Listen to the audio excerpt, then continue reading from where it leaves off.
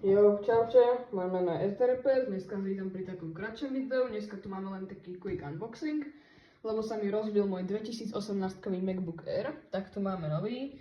Toto je M2 Airko, 256 GB, 8 GB RAM, tak si ho poďme teda otvoriť. Je repasovaný, preto ste mohli aj vidieť cenu, tuto na boku, 825 €.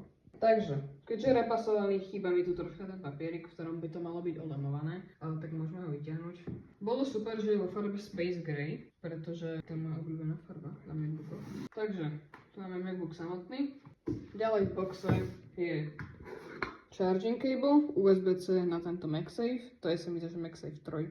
V podstate takisto krásny sivý kablik bez toho papierika, lebo asi to niekomu nechcel baliť naspäť. Potom sú tu ešte nejaké papieriky, sivé Apple stickerky a ešte je tu samozrejme 30W USB-C nabíjačka, ktorú budem používať aj na telefóny a všetky ostatné veci. Takže máme pripravený nabíjací kábel, tak ho poďme teraz skúsiť zapnúť.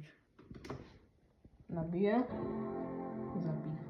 A mal by sa nám len krásne dať, áno, rovno do tohto. V ďalšom videu ukážeme nejaké benchmarky, nejaké špecifikácie o tom rovnako ako v tom predošlom videu a ja sa s vami lúčim. Tak zatiaľ čau.